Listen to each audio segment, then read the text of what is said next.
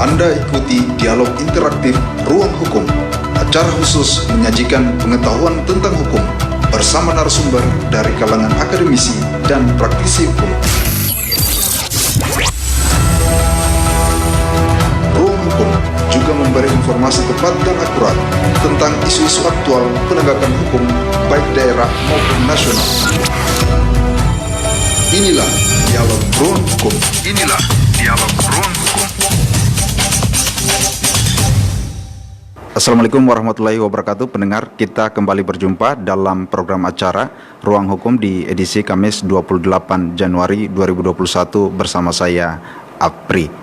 Di mana pendengar, dalam perbincangan kita kali ini, kita akan membahas berkaitan topik penyelesaian sengketa tanah bersertifikat tumpang tindih. Sebagaimana kita ketahui bahwa tanah merupakan sesuatu yang memiliki nilai yang sangat penting dalam kehidupan masyarakat, karena tanah identik dengan kelangsungan hidup masyarakat. Tak hanya sekedar untuk bermukim, tetapi tanah dapat menjadi tempat mata pencaharian masyarakat. Sehingga untuk menghindari terjadinya perselisihan yang membutuhkan tanah tersebut, maka dibuat peraturan-peraturan tentang pertanahan yang berguna untuk mengatur segala aktivitas penggunaan tanah. Ketentuan tentang kepastian hukum hak atas tanah ini diatur dalam dalam peraturan pemerintah tentang pendaftaran tanah, di mana produk akhir dari kegiatan pendaftaran tanah berupa sertifikat hak atas tanah. Mempunyai banyak fungsi bagi pemiliknya, dan fungsinya itu tidak dapat digantikan dengan benda lain, antara lain sertifikat hak atas tanah berfungsi sebagai alat pembuktian yang kuat. Tetapi pendengar, praktik di lapangan tidak jarang beredar antara lain sertifikat ganda, sehingga pemegang hak atas tanah perlu mencari informasi tentang kebenaran data fisik dan yuridis atas bidang tanah tertentu di kantor pertanahan setempat. Lalu, mengapa sertifikat hak atas tanah ini bisa tumpang tindih dan bagaimana penyelesaiannya? Di studio kami sudah hadir dosen Fakultas Hukum Uni Dayan Bau-Bau, Bapak Laode Bunga Ali, SHMA. Selamat siang, Pak Bunga. Ya, terima kasih atas kesempatan yang diberikan kepada kami sebagai dosen Uni Dayan yang bisa membawakan di ruang hukum ini mengenai persoalan-persoalan yang menyangkut masalah proses munculnya suatu sertifikat ganda. Baik. Bagaimana kabarnya Pak Bung Ali saat ini? Ya, sebenarnya dalam hal proses munculnya sertifikat ganda ini, kita harus beranjak dulu dari munculnya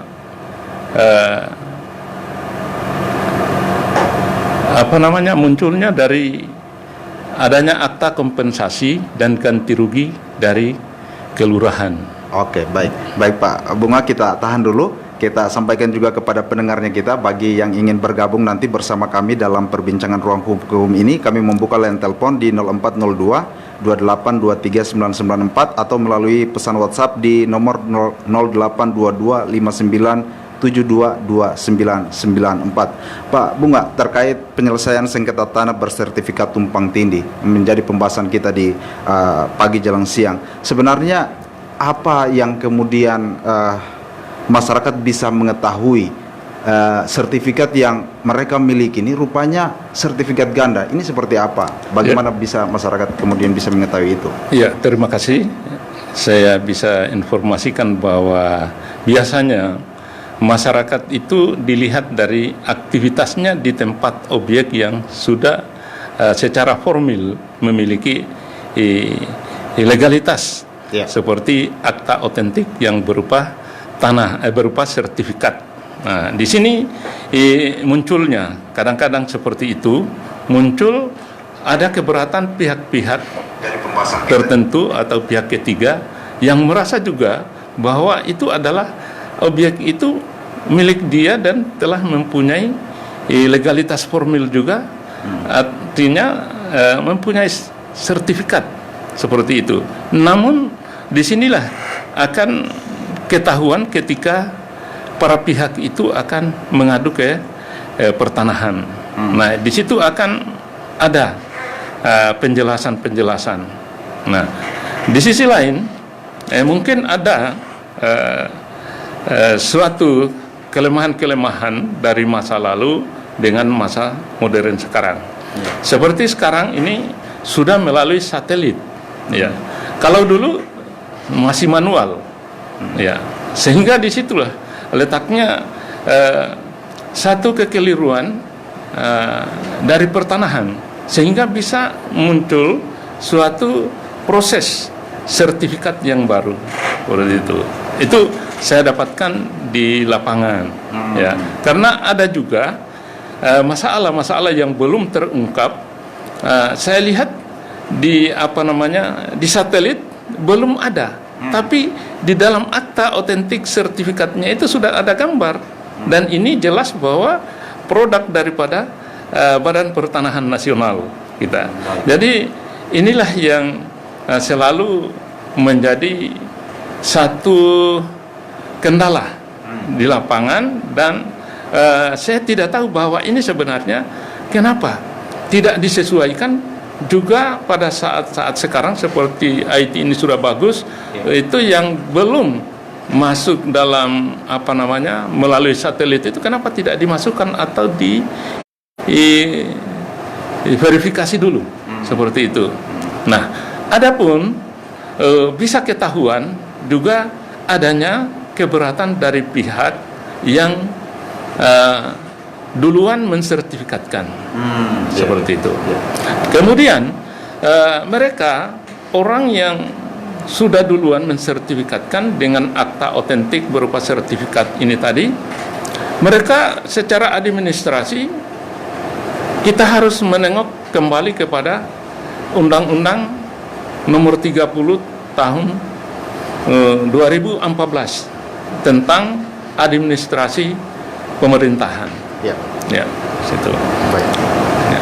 Pak Bunga Ali, berarti masyarakat pada umumnya kebanyakan terkait sertifikat ganda ini paling banyak diketahui ketika pemilik ini sudah mulai melakukan aktivitas di tanah tersebut, Pak, ya? Iya, betul. Baik. Dan kemudian, Pak, sebenarnya apa faktor penyebab sehingga kemudian muncul sertifikat ganda ini, Pak? Iya, terima kasih. Karena itu tadi seperti yang saya katakan tadi, bahwa mungkin karena pengaruh IT ini sebenarnya. Atau saya tidak bisa menuduh bahwa mungkin ada oknum, ya. Tapi saya hanya mungkin karena tidak diverifikasi kembali, karena semata-mata mereka berdasarkan satelit. Nah, ini yang kelemahan di sini sebenarnya harus verifikasi, Pak. Harus verifikasi supaya tidak kecolongan.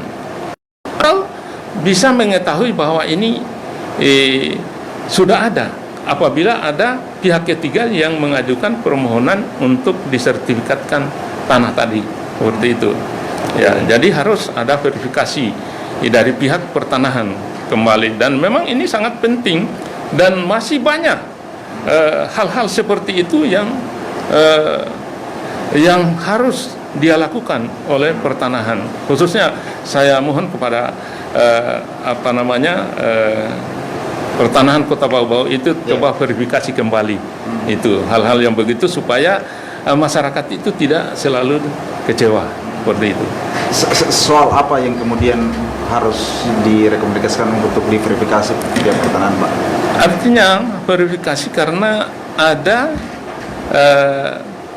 gambar di dalam sertifikat itu yang masih manual dalam hal proses penerbitan surat ukurnya.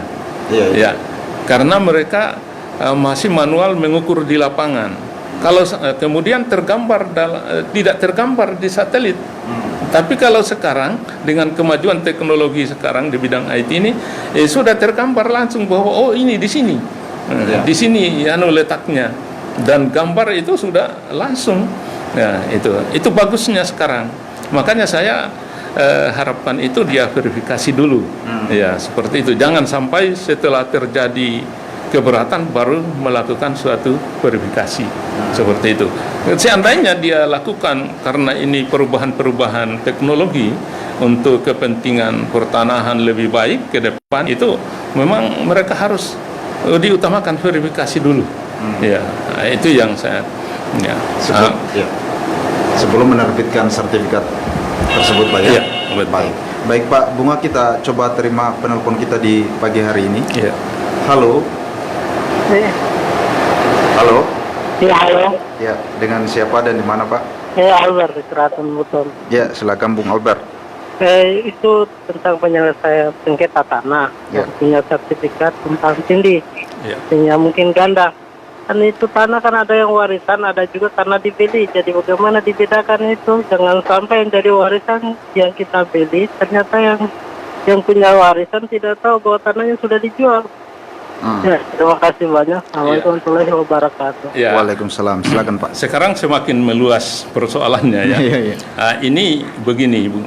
Ya, saya berikan pemahaman bahwa kalau ada orang yang menjual tanah warisan itu baik dari masyarakat yang tidak ada kewenangannya di situ maupun yang ada kewenangannya, sebenarnya itu ada aspek hukum pidananya.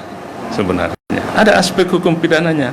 Orang yang menjual tanah tanpa sepengetahuan dari pemiliknya itu adalah satu penggelapan sebenarnya. Itu bisa dilihat di dalam pasal 385 keempat dan kelima. Ya, itu bisa dilihat di situ, dan itu sudah ada bukti-bukti yang kita lakukan secara praktek di pengadilan, dan itu menjadi salah satu contoh bahwa itu diterima laporan-laporan tersebut.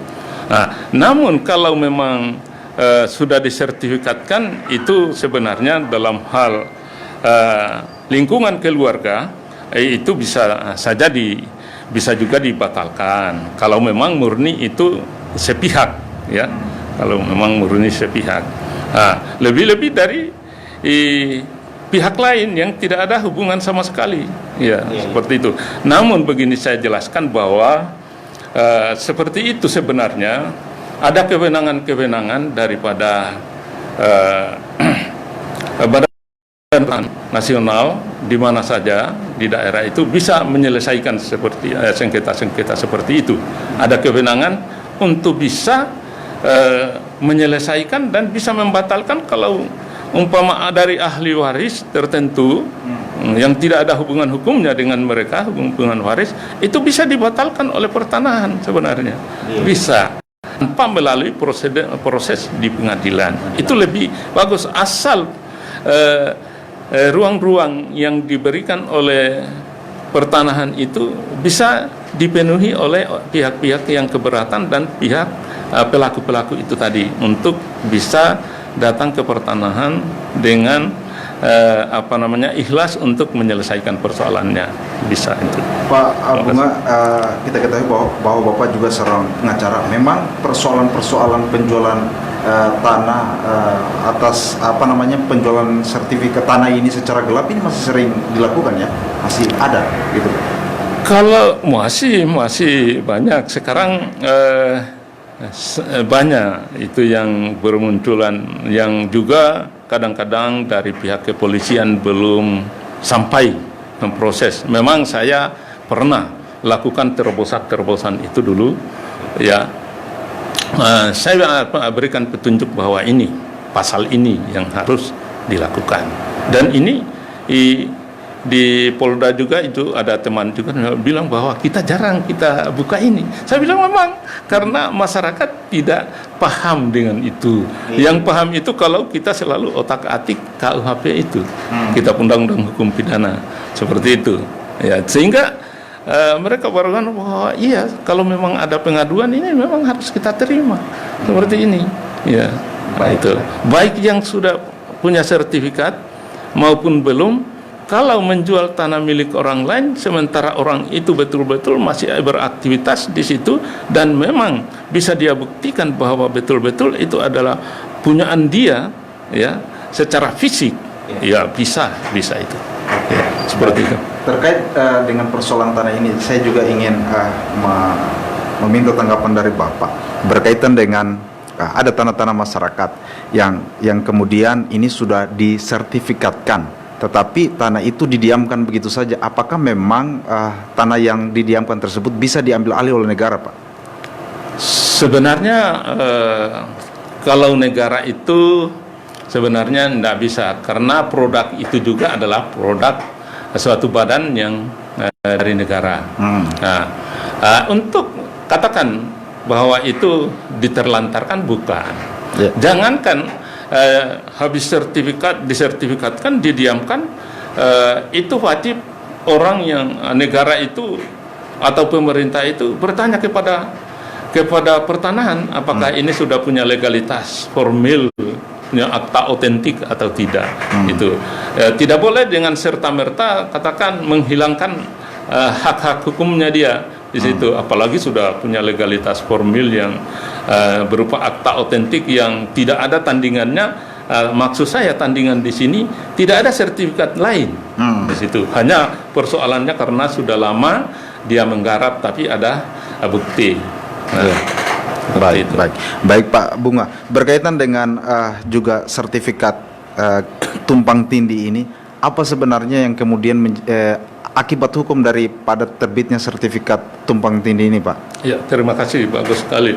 Ya, akibat hukumnya kalau kita bisa membuktikan melalui proses administrasi sampai kan begini.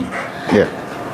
Di pertanahan ketika ditahu bahwa ternyata tumpang tindih ini objek sertifikatnya, maka mereka harus ada langkah-langkah hukum untuk bagaimana memediasi di antara kedua belah pihak yang memiliki sertifikat itu.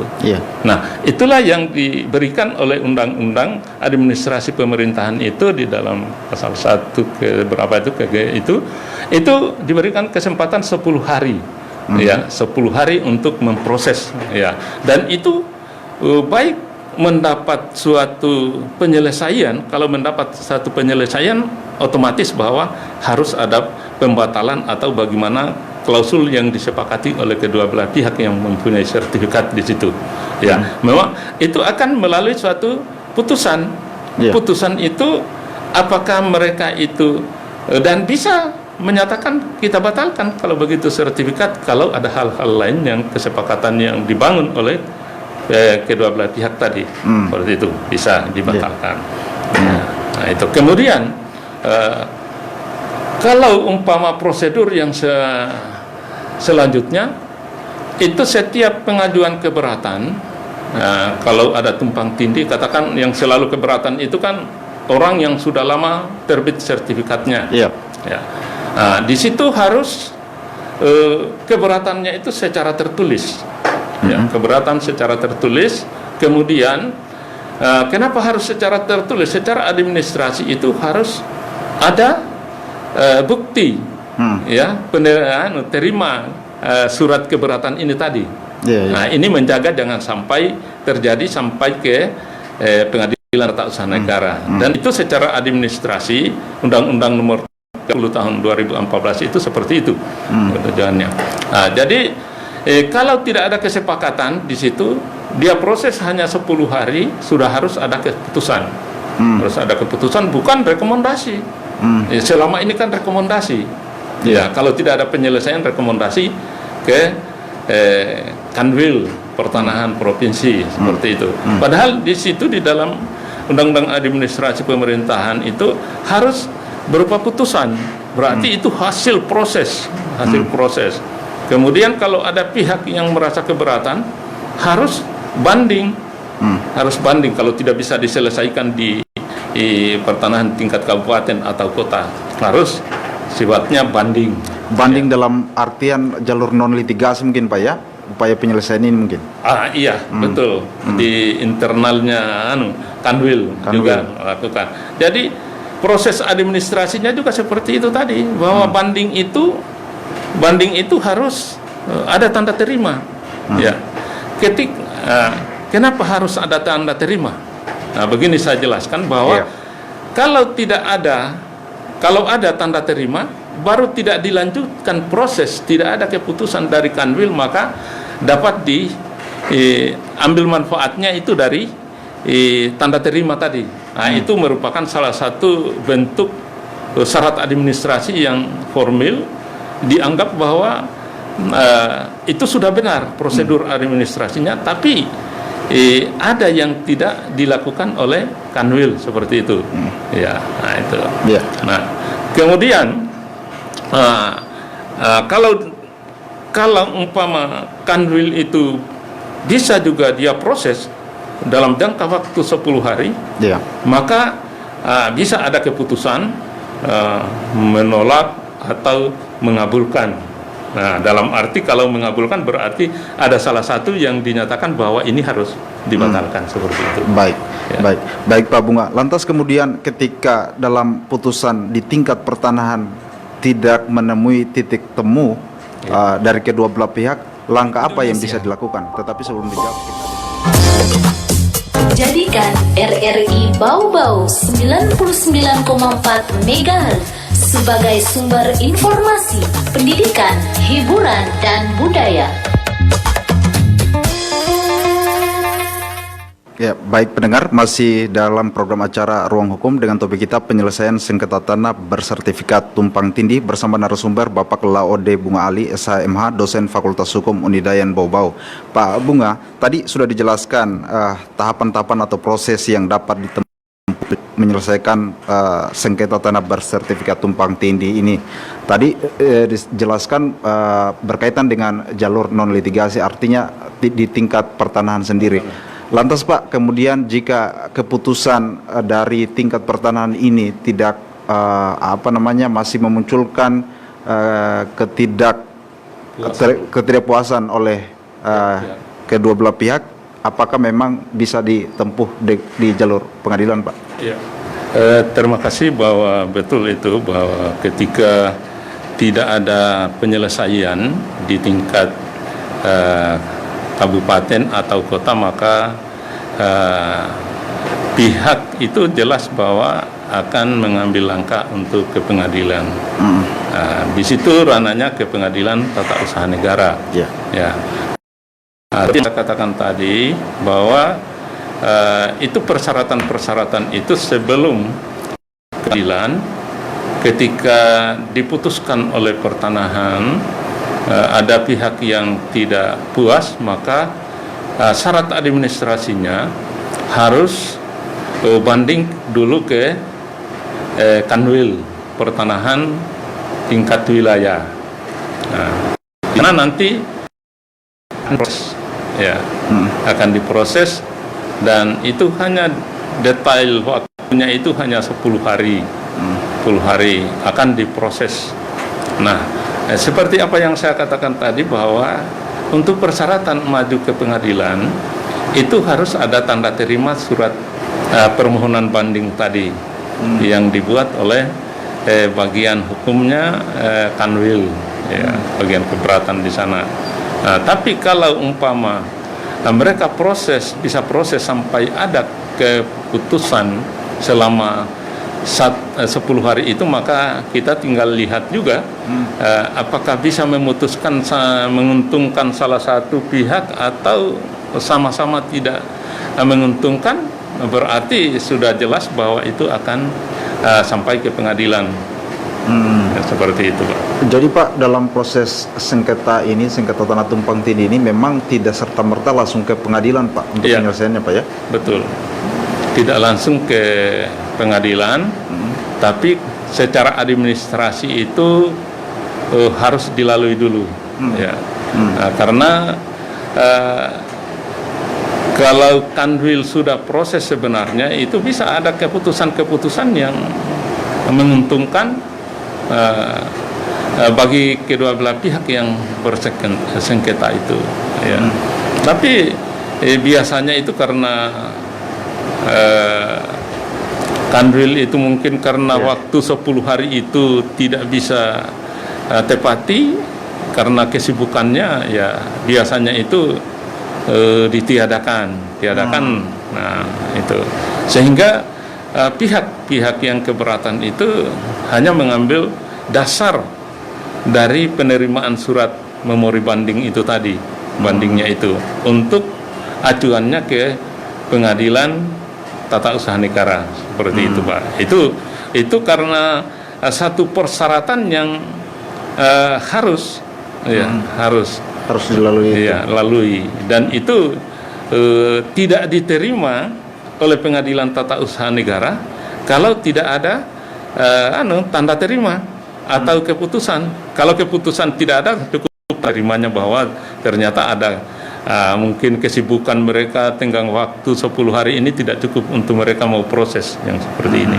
Seperti itu, Pak. Oh, jadi di pengadilan akan diproses ketika ada putusan atau tanda terima tadi, Pak, di tingkat pertahanan, Pak, ya? Tingkat pertanahan kanwilnya.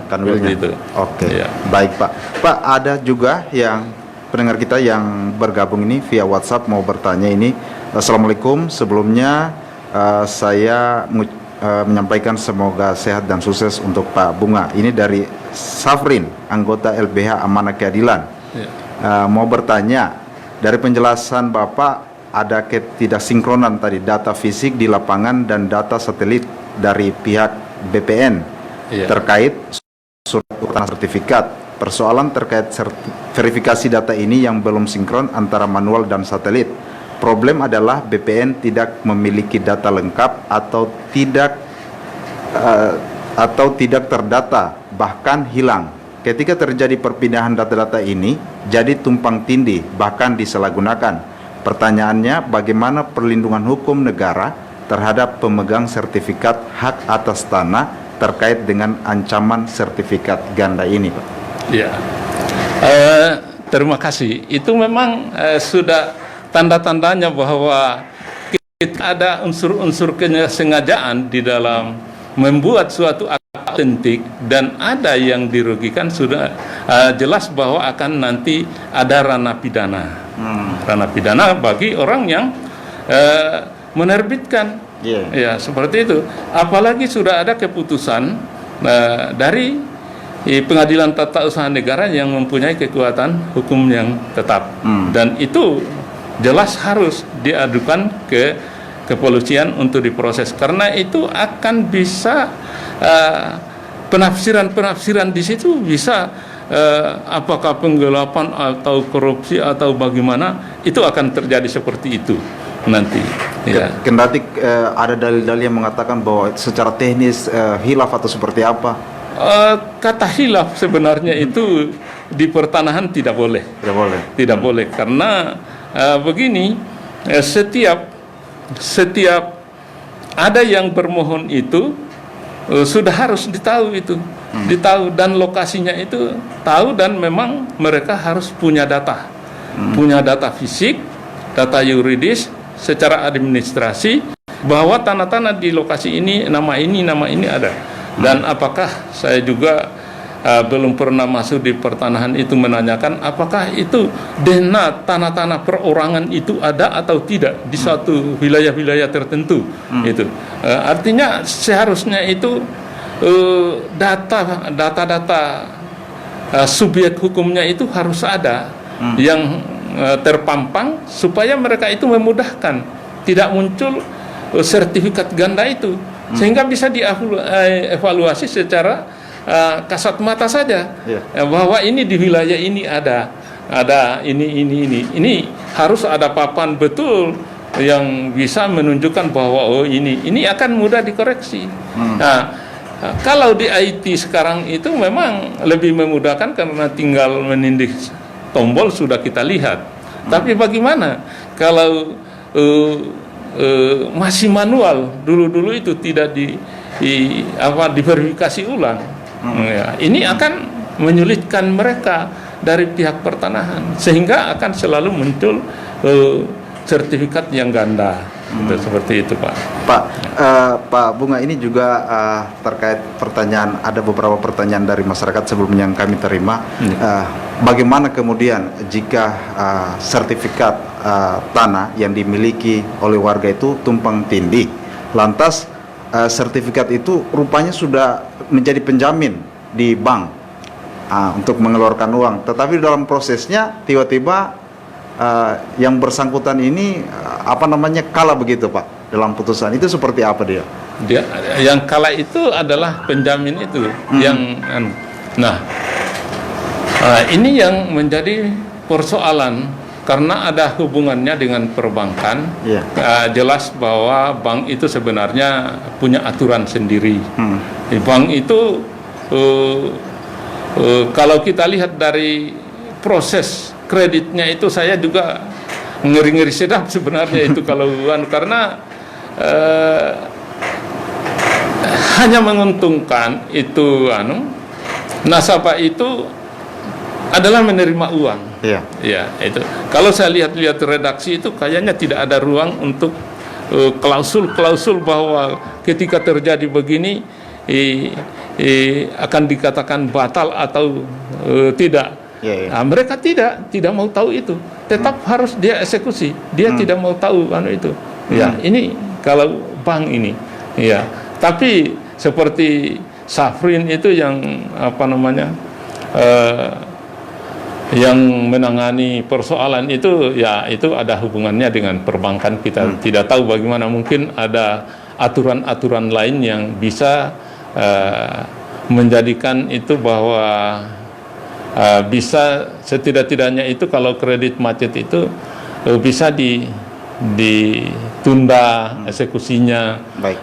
Tapi kalau itu tadi dijaminkan di bank kemudian diproses di pengadilan, itu harus harus juga dia tahu bahwa proses di pengadilan itu apakah bank itu dijadikan pihak atau tidak. Nah, seperti itu. Nah, jadi saya belum bisa menjawab kalau itu namanya studi kasus yang memang harus bisa dimunculkan bahwa bank juga dijadikan sebagai pihak tergugat. Ya, seperti itu sebagai penerima jaminan. Gitu. Baik, terkait Pak program pemerintah hari ini yang getol mencoba melalui program PTSL munculnya banyak sertifikat yang diterbitkan oleh pihak pertanahan. Apakah ini juga bisa berpotensi muncul tumpang tindih sertifikat yang dimana terkadang waktunya ini sangat singkat biasanya Pak? Bagaimana tanggapan Bapak sendiri melihat hal itu Pak? Memang itu akan merepotkan pertanahan. Limit waktu untuk pengumuman itu sebenarnya 3 bulan untuk bisa menyampaikan kepada khalayak umum berupa pengumuman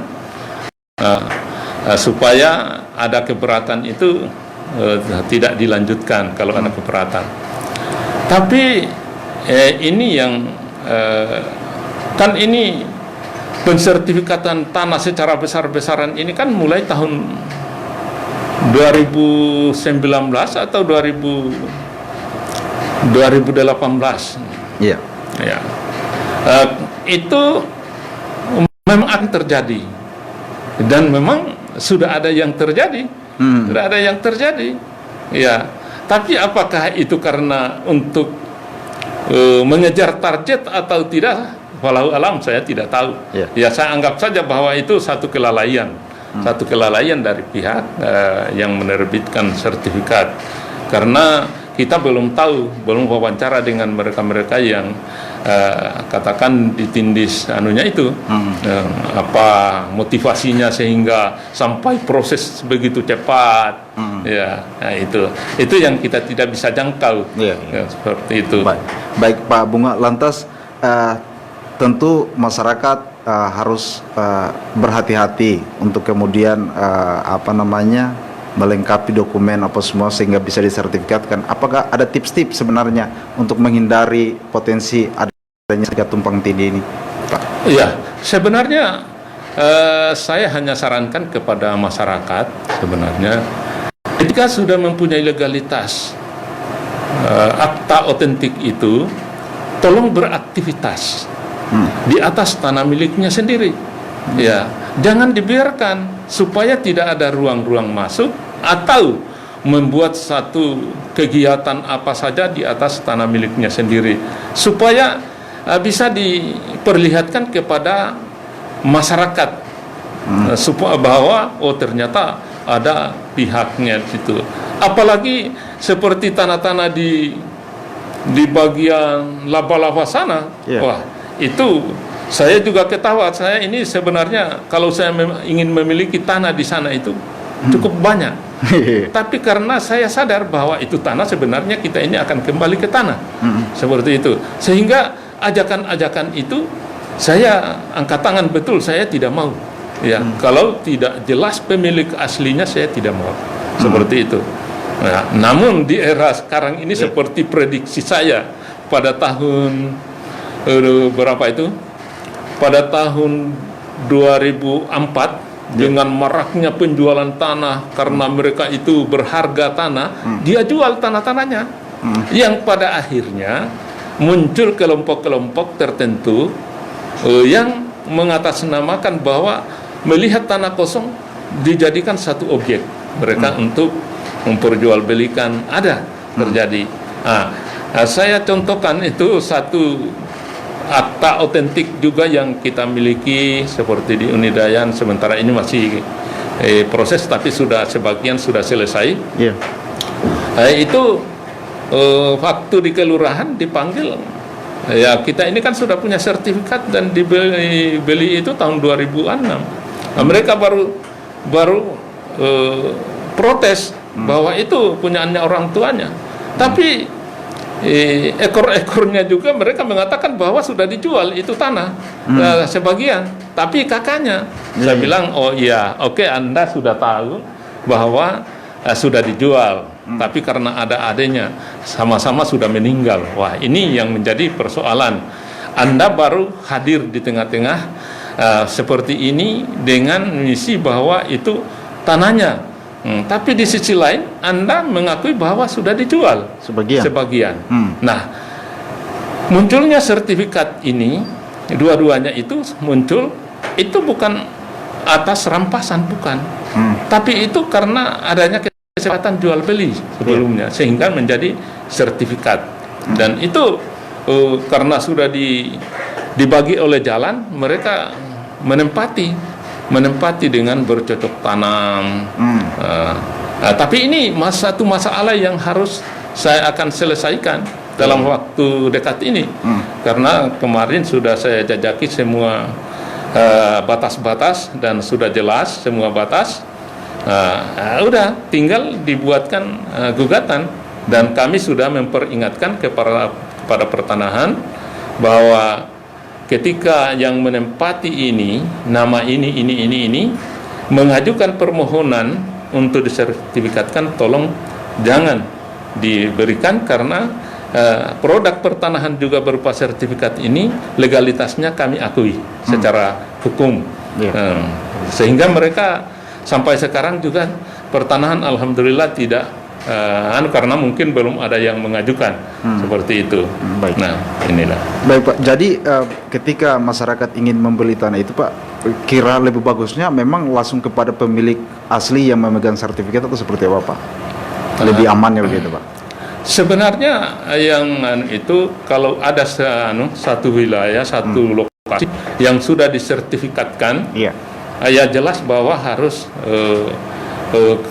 konsultasi juga dengan pertanahan, karena kalau areal-areal besar yang sudah disertifikatkan itu otomatis kalau mau dipisahkan itu harus melalui pertanahan. Ya. Nah, jadi lebih bagusnya itu koordinasi dengan pertanahan, dengan pemegang sertifikat, supaya tidak salah jalan.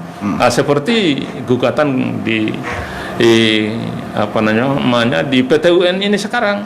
Nah, itu terjadi seperti itu. Habis disertifikatkan sekian, katakan 7.000.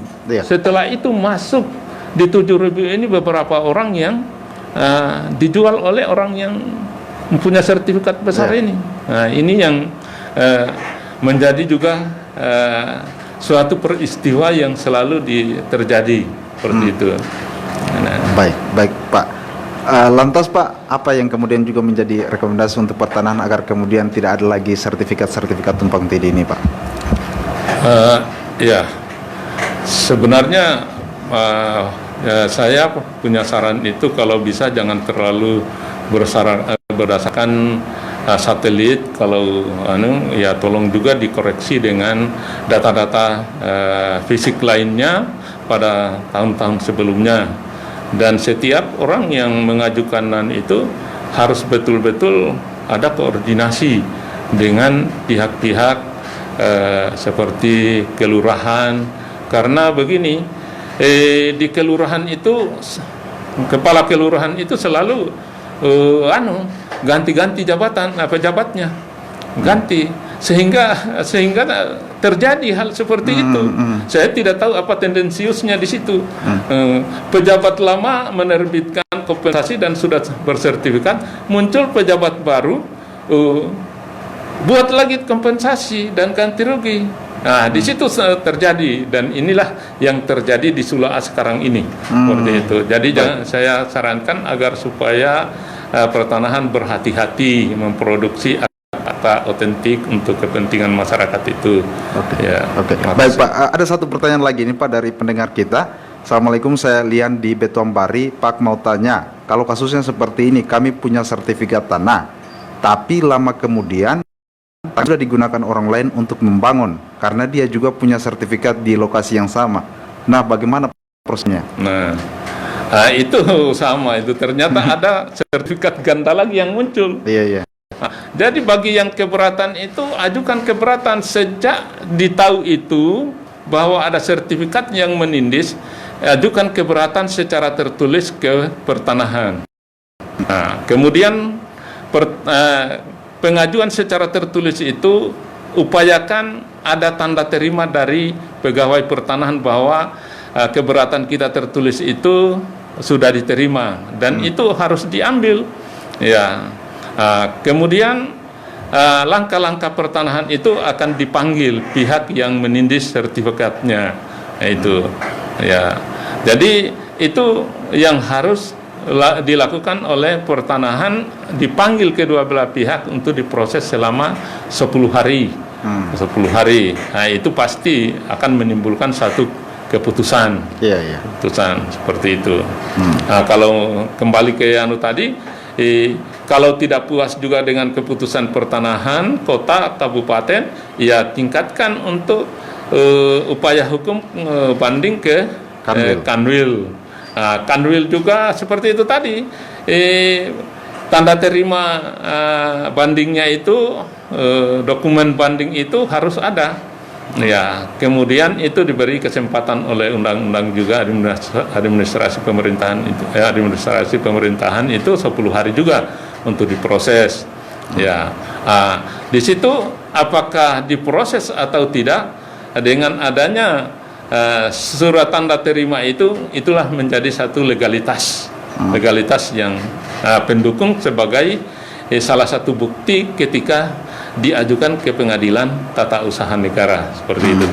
Berarti ketika menemui sengketa sertifikat ganda ini bisa langsung mengajukan keberatan di pertanahan, Pak ya? Iya. Baik. Nah, kenapa harus saya tambahkan, kenapa harus kalau keberatan itu harus langsung, secara tertulis. Jangan sampai kita sudah tahu bahwa sudah ditindis orang lain, kita hanya keberatan, tapi kita tidak tindak lanjuti, karena itu akan menimbulkan satu kedaluarsaan. Nah, itu kita harus hindari itu. Itu sejak ditahu berapa lama daluarsanya, Pak? Daluarsanya itu kalau kita hitung itu hanya 1 bulan. 1 bulan ya. Nah, tapi kalau sudah diproses terus tidak ada masalah. Ya, kalau sudah diproses tidak jalan terus ya. Berarti sejak ditahu secepatnya harus melaporkan. Ya, harus melaporkan. Mengajukan keberatan di pertanahan, Pak ya. Pertanahan. Baik. Ya, mudah-mudahan itu di tingkat Kanwil itu ada kepastian hukumnya seperti itu. Sehingga tidak perlu lagi menempuh ke pengadilan ketika kedua belah pihak sudah sama-sama puas, gitu, Pak ya. Baik Pak Bunga, terima kasih atas kesempatannya dalam perbincangan kita di Ruang Hukum, karena kita juga sudah berada pada pukul 11:57. Terima kasih Pak atas kesempatannya, dan juga kami ucapkan terima kasih kepada pendengar yang sudah bergabung dalam perbincangan kita di siang hari ini, baik melalui pesan WhatsApp maupun via telepon. Dan akhirnya mewakili kerabat kerja yang bertugas, saya Afriansah pamit undur diri dari ruang dengar Anda. Akhir kata, billahi taufiq wal hidayah. Assalamualaikum Wassalamualaikum warahmatullahi wabarakatuh. Waalaikumsalam warahmatullahi wabarakatuh. 99,4 FM Stereo RRI Bau Bau.